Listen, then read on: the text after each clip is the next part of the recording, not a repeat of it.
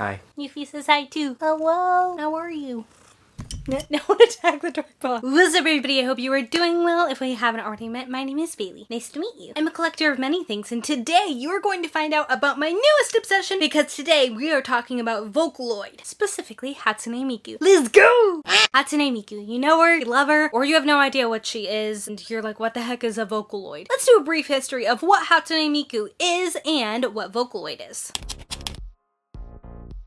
In the early 2000s and late 90s, Yamaha created a voice synthesizer software. And originally they came out with 4 versions, a male and a female for English, and a male and a female for Japanese. On the English boxes, they kind of just had pictures of, it almost looks like AI art of people's mouths. The software sold like okay, but not great. And for the Japanese market, instead of using those boxes, they decided to use anime-esque characters. They look like anime characters, but they aren't actually from any animes. Female anime characters sold really well. And because of that, the voice synthesizer software called Vocaloid released their second iteration with this other girl that we're not going to talk about, and Hatsune Miku. And Hatsune Miku blew up. And the important thing to note is that Hatsune Miku herself is not from an anime, technically, and isn't a person. Therefore, she does not create her own music, she is just featured in it. To say a song is by Hatsune Miku is like saying a song is by guitar, because Hatsune Miku's voice is actually a voice bank. A Japanese voice actress went into the studio and did a bunch of different vocal exercises and a bunch of different sounds, and then they took all of that and then they put it into the software. So now you can go in and buy Hatsune Miku's voice bank and assign it which notes you want it to use and what sounds you want it to make. And in general, that's how voice synthesizing software works. From there, fans went crazy creating their own art, eventually getting their own website to share all of their art, creating fan videos, creating music, and then more Vocaloids came out, which are different voice banks with different anime-esque characters. And then Hatsune Miku kind of has her own little team, just like we have Hello Kitty and Friends. And those are called Vocaloids. Every year, different companies come out with different designs, and there are figures galore. But those character designs is actually called Sakura Miku, which you can kind of guess by the name is a pink Sakura version. I'm so excited to say that I started collecting it. But with that brief history, let's look at all these different figures. I also want to note really quick that if my lighting is changing a lot, that is because I am recording with natural light as I usually do. However, it is summer in Florida, and that means it is always on and off raining. So my light might shift a little bit between shots. All right, let's go.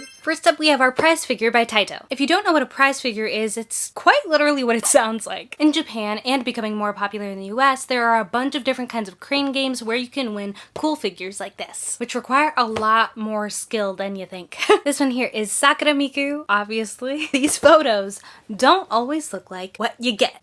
Which, like, you know that. But it's, like, drastic in the case of this one right here. And that is because her hair is way more salmon in person, and it has next to no gradient, if any gradient at all. Her flowers kind of look like stickers, and they're the same all the way down, and they're very small. In the picture, it makes the top of it look a little bit more transparent, and they're not transparent at all. And her outfit is a completely different color from her hair, which, like, in some cases is fine, but the way that this one is, her outfit is much lighter and more of a blue undertone in comparison to her hair, and it almost kind of clashes. However, the flowers on her outfit do go decently with her hair. Some of the key features you will always notice with Hatsune Miku is she always has headphones or earpieces and hair bows of some sort. For Sakura Miku, it's often portrayed as cherries, and then she usually also has a headset as well. Something special about this figure is that she does hold a sakura flower, which I like a lot. The thing that was also difficult about this version is that her pigtails were really hard to get in place, especially because you want to put a lot of pressure in to get it on, and I'm guessing that's just going to be a theme amongst many of the different Hatsune Miku statues that I'm going to get. Alright, let's go on to the next one.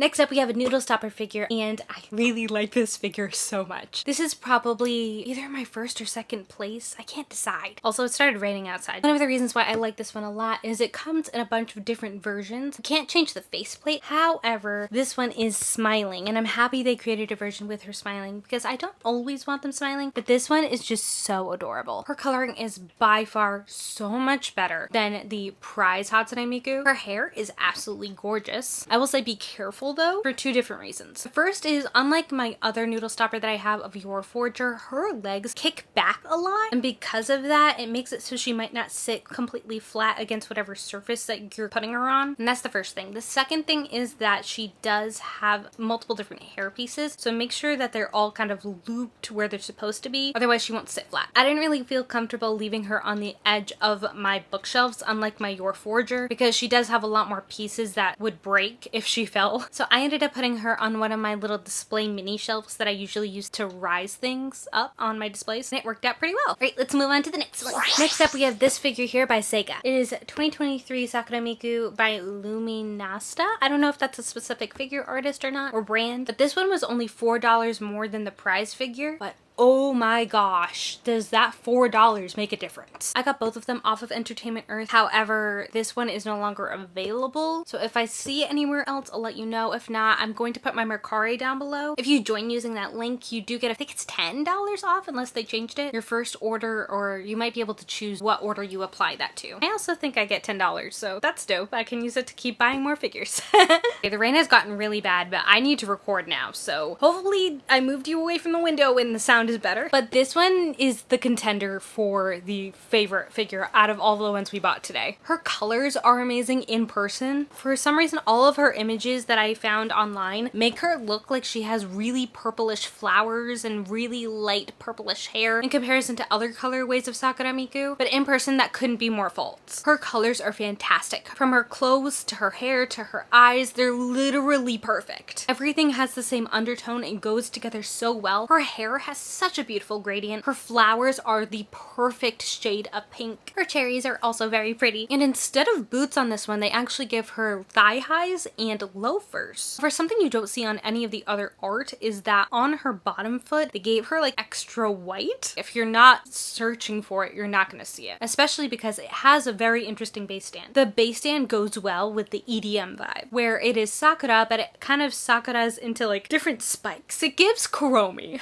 I couldn't say enough good things about the statue. I love it so much. Also, I don't know if I said this about some of the other ones, but the detail that they have on the fingers, especially in the noodle stopper one with the painted nails, beautiful. And last up, we have our Funko Pop. Yes, they did make Funko Pops for Vocaloids. I didn't know either. They do have more traditional versions of Miku as well. They're actually in the Pop Rocks category, including a few other Vocaloids as well. However, they did put this one, and I think some of the other newer ones, in animation, and that might have been because she was kind of featured in an anime, but she wasn't the main character.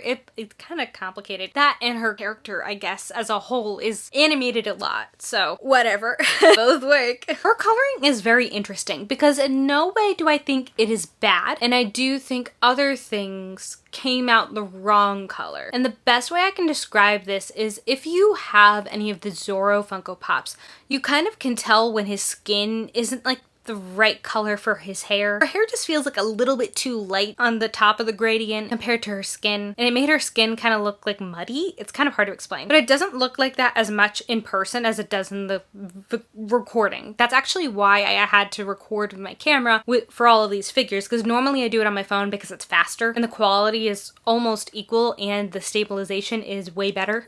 We're gonna be working on it, I promise. I will say that the Funko Pop version of Miku has the most flowers in her hair, and I like that a lot. I like her gradient, and her microphone is actually brown, which is very interesting to me. And she also has boots again. Now, I did actually buy 2 or 3 more things, but we are not going to go over them in this video, and that is because they are Nendroids. And I could start going down a whole different rabbit hole with this, and I think they deserve to have their own videos. So keep watch for a future Nendroid video of all of the different Mikus and Miku ripoffs, I guess, because there's so much lore. Here are all of the different Sakura Mikus side by side. You can definitely see all of those color differences that I was telling you about. I kind of split it up into my larger figures and my smaller figures. I grabbed these 2 Sakura panels that I grabbed from the Bullseye section at Target, and I put them behind my figures, and then in the middle I'm going to put the pod where I want to put all of my Miku Nendroids. I'm actually going to be selling some of the Nendroids that I'd previously bought because I recently built my second Nendroid and decided this takes so much freaking work and there's so many tiny pieces to keep track of that I'm only going to collect the ones that I really truly like. So I'm gonna be throwing some of those Nendroids up on my Mercari if you want to grab them. All of my Loungefly as well are up, or the ones that I told you that I was selling a few weeks ago. Also, look at my sweater. It has a little poof. I think it comes in like